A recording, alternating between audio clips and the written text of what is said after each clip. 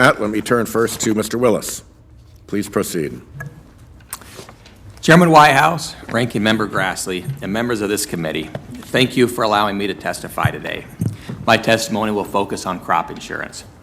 My name is Brandon Willis, and I'm currently an assistant professor at Utah State University.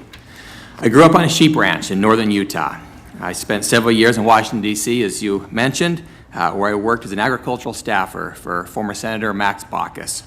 And then I went down to the Department of Agriculture, where I worked at the Farm Service Agency, was a senior advisor to Secretary Vilsack, and oversaw the crop insurance programs for 4 years as the administrator of the Risk Management Agency. In each of these roles, I saw the impacts that Mother Nature could have on agriculture. I also witnessed the value of USDA safety net programs. We often discuss the financial impact of crop insurance, yet I also saw significant value in the peace of mind that it provided to producers struggling through challenging circumstances. Years ago, Benjamin Franklin said, "I have sometimes thought it might be well to establish an office of insurance for farms against the damage that may occur to them from storms, blights, insects, etc. A small sum paid by a number would repair such losses and prevent much poverty and distress." Today we have that program. It's not perfect, yet it is the envy of many other nations because of the value and stability it provides. It's easy to overlook what we have, a well-ran program that allows farmers to farm and Congress to focus on other issues rather than constantly passing ad hoc disaster. Congress has set the program up to balance the unique strengths of the private and public sectors. The results are that farmers receive payments quickly, and the program has one of the lowest improper payment rates of any government program. When considering the impact of climate change on crop insurance, it's worth noting that USDA has already adjusted how rates are determined by using a shorter time period to set rates. This will help the program adjust quicker to changing climate conditions. How will climate change impact crop insurance? Numerous reports have been written on the topic. The consensus is that climate change has already impacted crop insurance costs and will continue to impact them. However, the exact extent is subject to debate.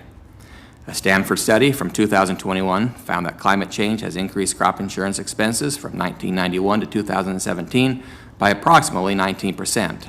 This research showed that increased costs, primarily due to heat and drought, have risen due to climate change, leading to more crop losses and damages. However, the study also acknowledged some limitations, such as the challenges in precisely attributing specific weather events to climate change and uncertainty surrounding future climate projections. USDA's Economic Research Service analyzed the potential impacts of climate change. The study found that climate change is expected to raise the program's cost due to two main factors. First, increased insured value and increased yield variability. As temperatures rise, the insured value of crops is projected to increase as farmers aim to protect higher value crops from potential losses.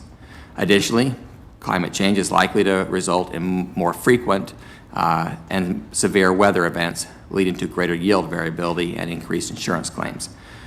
The study also emphasized that these projections are subject to uncertainties, such as the effectiveness of adaptive measures and changes in farm management practices. The study examined two emission scenarios. The moderate emission scenario predicted a gradual increase in greenhouse gas emissions, while the higher emission scenario represented a more rapid and extensive rise. The study estimated the moderate emission scenario would lead to a 3% increase in costs, while the higher emission scenario would result in a 22% increase. However, if farmer adaptation isn't considered, the cost increase was projected at 10 and 37% respectively.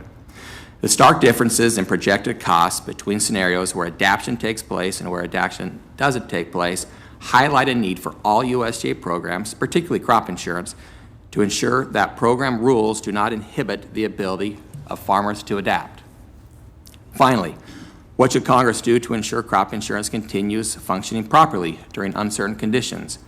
First, Congress needs to ensure that USDA continues to run the program in a way that allows farmers the flexibility to adapt to potentially changing conditions. Second, Congress must ensure USDA has the ability to hire and retain those employees who can properly oversee extremely complex insurance products. In conclusion, I would like to thank this committee for the opportunity to be here today. I look forward to answering any questions you may have for me. Thanks very much, Mr. Willis. Over to you, Mr. Larson.